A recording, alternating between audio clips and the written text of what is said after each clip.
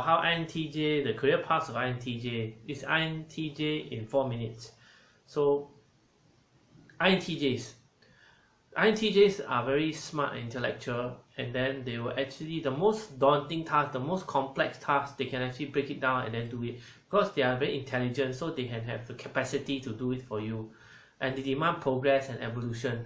They like to actually try to remake something and make it even more better. They like to have improvement and progress. They're very progressive people, and then they actually, but they are like more lone wolf lah, like they are engineer, lawyers, and then people who work more like alone in a case or something like that. They may have a partner, they may have a subordinate, but they are more like loners, and then they in work, and this is, they prefer, and they do not really listen to authority. They do not like to be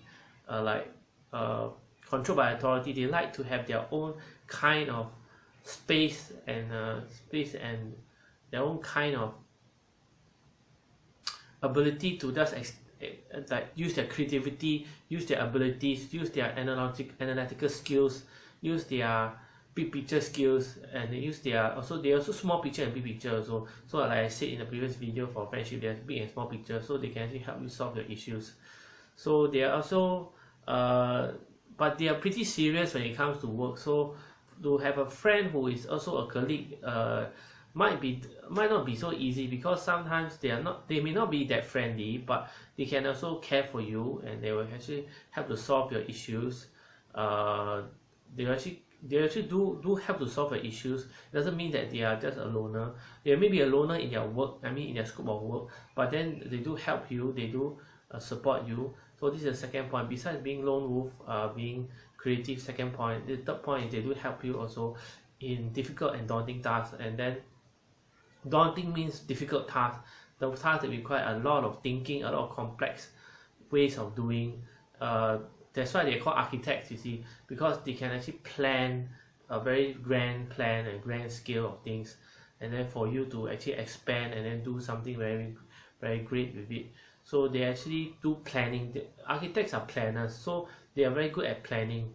So planning and executing the tasks also. It doesn't mean that they are just planners. They are also good at executing the tasks. They're good executors of tasks as well.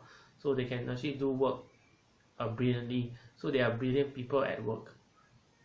So let me see what else they are good at.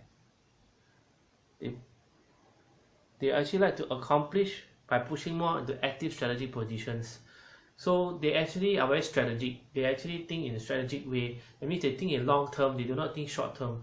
They are more of a, that's why they are good planners, because they think of how it's going to be in the future.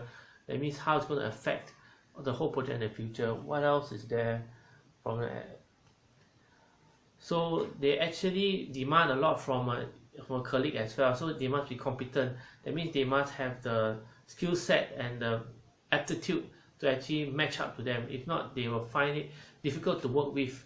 They need they need a partner with strong in technical skills, in thinking skills, in analytical skills to work with them. So you must find a match. If you have INTP, kind of a colleague or subordinate, you must find a good partner for him to work with as a colleague, so that he can actually perform well and good and better at his work.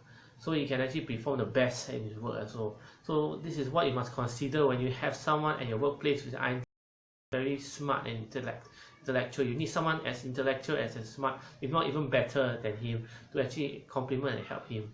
So I thank you for watching. Please like and subscribe to my YouTube channel, and then please also support my Patreon.